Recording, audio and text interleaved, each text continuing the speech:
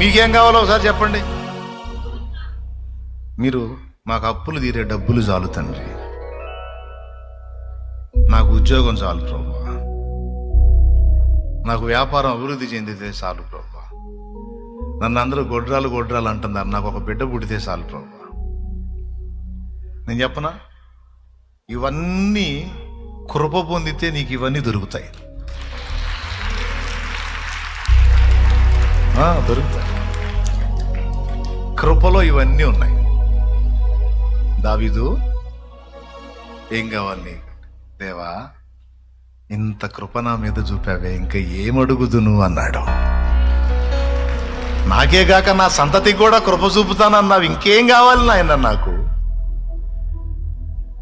అయ్యా ప్రభా, నా శరీరంలో ఒక ముళ్ళుందయ్యా, అది నన్ను చాలా బాధ పెడుతుంది ప్రభువా, దాన్ని తీసేయ్యా అని 3 సార్లు అడిగాడంట. ఎన్నిసార్లు? నిద్ర వచ్చిన వాళ్ళు గట్టిగా స్తోత్రం చెప్పండి. కళ్ళు తెరిచి చెబుతారేమో, నిద్రపోయేవాళ్ళని చెప్పమంటే మీరు బాగానే ఉన్నారుగా. మెలుగుతున్న వాళ్ళు చెప్పండి. ఏది ఇంకోసారి? అది ఏం చెప్తున్నా? 3 సార్లు అడిగాడట. ఈ ముళ్ళు తట్టుకోలేకపోతున్నాను, తీసేయంటే నా కృప నీకు చాలును, బలహీనత యందే నా శక్తి పరిపూర్ణమగుచున్నదని ఆయన నాతో అనేను అని ఉంది. అంటే దాని అర్థం ఏంటో తెలుసా పౌలా? ఆ ముళ్ళును అనుమతించింది నేనే. నీకు కలిగిన ప్రత్యక్షతలు బహు విశేషమైనవి, వాటిని బట్టి నువ్వు ఉప్పొంగే అవకాశం ఉంటుంది. కాబట్టి నిన్ను కంట్రోల్ చేయటానికి, నిన్ను దీనుడుగా ఉంచడానికి నేను ఆ ముళ్ళును ఏర్పాటు చేశాను. ఆ ముళ్ళు లేకపోతే నువ్వు గర్విష్ఠివయ్యే అవకాశం ఉంది. ఆ ముళ్ళు నీలో ఉన్నంత వరకు నువ్వు దీనుడుగా ఉండే అవకాశం ఉంది. నువ్వు ఎప్పుడైతే దీనుడుగా ఉంటావో అప్పుడు నా కృపా సమృద్ధి నీకు దొరికిద్ది. అర్థమైందా? కృప ఎవరికి చూపుతానన్నాడు ఇందాక పేతురు పత్రికలో. ఎస్, నీవు దీనుడు వగునట్లు నేను ఆ ముళ్ళు అనుమతించా. నీ ప్రాణానికి ప్రమాదం లేదు, నా సెలవు లేకుండా నీకేం కాదు, భయపడవాకు పో అన్నాడు. కాదులే అన్నయ్య, ఈ జబ్బు ఈ మంచి రోగం కాదు, ఈ రోగం వచ్చిన వాళ్ళందరూ దెబ్బతింటున్నారు, నాకు కూడా ఏమన్నా అయిద్దేమో అని డాక్టర్లు చెప్పారులే, గట్టిగా చెప్పారు. పెద్ద రోగం ఇది, కంపెనీ జబ్బు, ఇక ఇది బ్రాండ్ వచ్చిందంటే ఇక పోదు, ఇంక ఇది వచ్చిందంటే ఇంక అంత తేడానే అని చెప్పారులే అన్నయ్య, అందుకని మరి ఏమైద్దో ఏమో అని కొంతమంది దీర్ఘాలు తెస్తుంటారు. నేను చెబుతున్నాను, చాలామందికి వచ్చింది, వాళ్ళకు లేనిది నీకుంది. ఏంటిదంటే దేవుని కృప. వాళ్ళకు దొరకంది నీకు దొరికింది, దేవుని కృప. ఆ కృప ఎంత పని చేసిద్దంటే నిన్ను దీనుడిగా దీనురాలుగా చేయడానికి ఆ ముళ్ళును అనుమతించిన ఆ కృపే నీవు దీనురాలు అయినప్పుడు అది తీసేసే అవకాశం కూడా ఉంది. తీసేస్తాడు దేవుడు. ఆ రిపోర్టే మారిపోయింది అవసరమైతే. దేవునికి స్తోత్రం కలుగును కాక. మళ్ళా నువ్వు చెక్ చేయించుకున్నప్పుడు నార్మల్ రిపోర్ట్ వచ్చేస్తుంది. ఏం భయపడద్దు. దేవుడు కావాలని కొన్నిసార్లు ప్రేమతో కొన్ని బలహీనతలు మనకు అనుమతిస్తాడట, కృపతో. అది లేకపోతే ఈ ముక్కుతాళ్ళు లేని ఎద్దు ఎగిరిపడ్డట్టు ఎగిరిపడతామంట మనం. అర్థమైందా? ఎలుగుబంటిని చూశారు మీరు ఎప్పుడన్నా? ఎలుగుబంటి అండి, మన చిన్నప్పుడు బజార్లో అమ్మటి తీసుకొని వస్తారుగా, ఎంతమంది చూశారు? ఎట్టుంటుంది? ఒంటి నిండా కదా, దాని కాళ్ళు గోర్లు ఎట్టుంటాయి? ఇదిగో నా వేళ్ళు అంత ఉంటాయి, ఒక గోరు నా మధ్య వేలంత ఉంటుంది, ఒక గోరు సరిగ్గా ఉంటుంది, గట్టిగా ఉంటుంది. అది కొట్టిందంటే ఎక్కడ కొట్టింది తెలుసా? ఈ మెదడు వెనక భాగం ఉంటుంది, తల వెనక భాగం ఆడగొట్టిద్ది. ఇట్లా కొట్టిందంటే పంజ దెబ్బ ఊడి రావాలి ఇక్కడ. జోక్ కాదు, అంత దెబ్బ కొట్టిద్ది. అది నిలువున చంపేసిద్ది మనిషిని. ఎలుగుబంటి ఎప్పుడన్నా కావాలంటే ట్రై చేసి చూడండి. మళ్ళీ నాకు చెప్పడానికి కూడా ఉండరు ఇక శాల్తీ. దేవునికి స్తోత్రం. అద్దుగా గోళ్ళు అయ్యి చూడు, ట్రై చేశారు నిజంగానే. మళ్ళీ నాకు అన్నయ్య ఎట్టుందన్నయ్య చెప్పడానికి శాల్తీ ఉండదు ఇక, అంత డేంజర్ అది. అలాంటి ఎలుగుబంటుని ఇంత దారంతో ఇంత తాడుతో నూలు తాడుతో బజార్ బజార్ తిప్పుతారు. ఎంతమంది చూశారు? బజార్ బజార్ దాని వెంట్రుకలతో తావిత్తులేసి మెళ్ళ ఎత్తుంటారు మనకి. అవునా? నాకు ఆశ్చర్యం ఏంటంటే అంత ఎలుగుబంటి అసలు వానికి ఎలా కంట్రోల్లోకి వచ్చింది అంటే సింపుల్. దాని ముక్కుకి ఒక రింగ్ వేస్తాడు, స్టీల్ రింగ్ ఒకటి. అది అందనుకో, అది పట్టుకొని లాగుతాడు. అది అరిసిందనుకో, అది పట్టుకొని లాగుతాడు. వద్దులే బ్రదర్, వద్దు, లాగబాగా, పక్క బజార్కేగా పద, వస్తా పద. అది చూడండి, ఆ ముక్కు కేసాడు చూడండి రింగు. చాలా వందనాలు రా, భలే మేలుకున్నావు నువ్వు. అదిగో చూడండి, అది బాణం గుర్తు చూపిస్తున్నాడు, ముక్కు రింగు. అది నూలు దారం దానికి కట్టింది, నూలుతాడు. వానికంటే మించుంది ఎత్తు చూడు ఎలుగుబంటి. వాడు చెప్పినట్టు ఆడిద్ది. అమ్మో ఎలుగుబంటే అనుకుంటాం కదా మనం దాని తాతలం. అది ఆ పాయింట్ కోసం ఇప్పుడు దాన్ని చూపించింది. దేవునికి స్తోత్రం కలుగునుగా. హల్లెలూయా. మనం ఎవరు అనుకున్నా, అదన్న జంతువు, మనం మనుషులం. మనం ఒక పక్క ముక్కుతాడేసి లాగుతున్నా సరే, సురుసురు అంటున్నా సరే, మంట పుడుతున్నా సరే, ఒక పక్క పెడేస్తానే ఉంటాం. అయ్యి మన బతుకులు.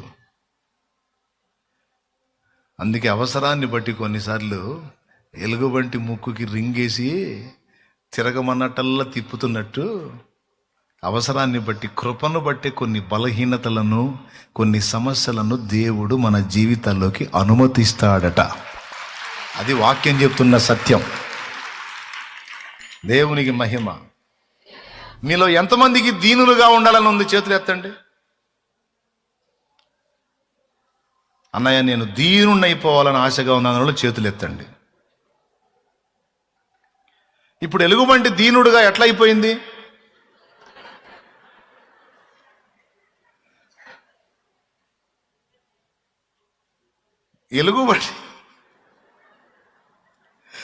ఎలుగుబంటి దీనుడుగా, దీనురాలుగా ఎలా అయిపోయింది?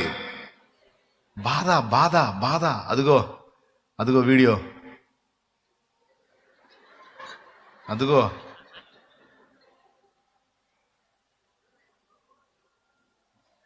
అదే ముక్కుకు ఆ రింగు కానీ లేకపోతే ఈ కర్ర ఊపేవాడు ఉండడాడా? దేవునికి స్తోత్రం. ఎక్కడెక్కమంటే ఆడెక్కుతాడు అన్నమాట పోయి. ఇప్పుడు అదే గుర్తుంది కదా.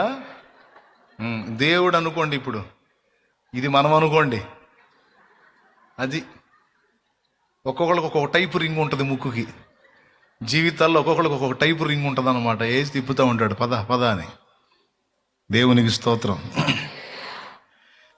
దేవుడు మిమ్మల్ని దీనులుగా, మిమ్మల్ని దీనులుగా చేసిందాకా ఆగాల. మర్యాదగా ముందే దీనులం అయిపోతే గొడవ వదిలిపోద్దా? ముందే దీనులం అయితే గొడవ వదిలిపోద్ది. ఈ రింగులతో పని లేదు. తన్నిందాక ఎందుకు? కానీ ఏం చేద్దాం, సైకాలజీ. ఓ పట్టాలు లొంగిసావదే సైకాలజీ. కొంచెం ప్రశాంతత దొరికిందంటే మన నడమంత్రం మామూలుగా ఉండదు. కొంచెం అన్ని పరిస్థితులు అనుకూలంగా ఉన్నాయంటే ఇక మనం ఇడివేళ ఆపలేం. దేవుడు ప్రేమగల్లవాడు, కృపగల్లవాడు. కావాలని కొన్నిసార్లు పరిస్థితులను అనుమతించి కంట్రోల్ చేస్తూ ఉంటాడు. అప్పుడు ఆ ఎలుగుబంటి లేచి ఆడినట్టు అందరు లైన్లో ఉంటారు. లేకపోతే మీరు అందరూ మామూలు ఏంది, ఇక్కడికి వచ్చి ఇప్పుడు మహానుభావుల్లాగా, అసలు సాత్వికుల్లాగా, దీన మనస్కుల్లాగా అంతా ప్రభువే, అంతా ఆయనే అని ఈ టైపులో ఫోజులు పెట్టున్నారు మీరు. అమ్మమ్మమ్మ, మీరు గతంలో ఇంతే ఉన్నారా? ఎట్టున్నారు అసలు మీరు? ఇట్లా చేసుకొచ్చాడు ఆయన. దేవునికి స్తోత్రం. నన్ను అంతే చేశాడు, మిమ్మల్ని అంటే మొత్తాన్ని అట్లా అట్లా అట్లా లొంగ తీసుకొని వచ్చాడు ఆ మహానుభావుడు.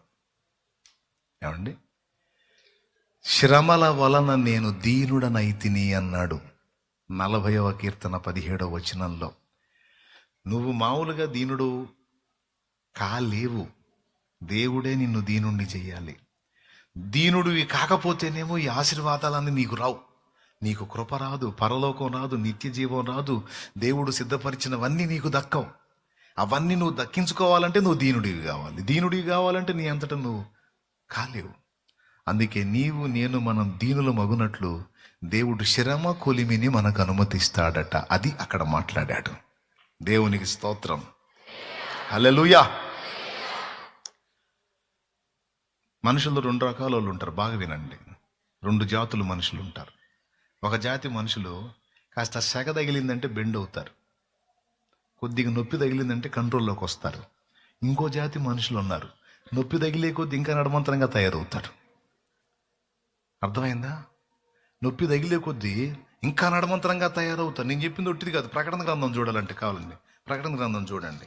ఒక పక్క మొత్తుతుంటే సిగ్గుపడి మారు మనసు పొందాల్సింది పోగొట్టి ఇంకా తిడుతున్నారంట దేవుణ్ణి. చూడండి, ప్రకటన గ్రంథము 16వ అధ్యాయము వీళ్ళ మిడిమేళం చూడండి అట్లా ఎట్టుందో. 8వ వచనం చదువు.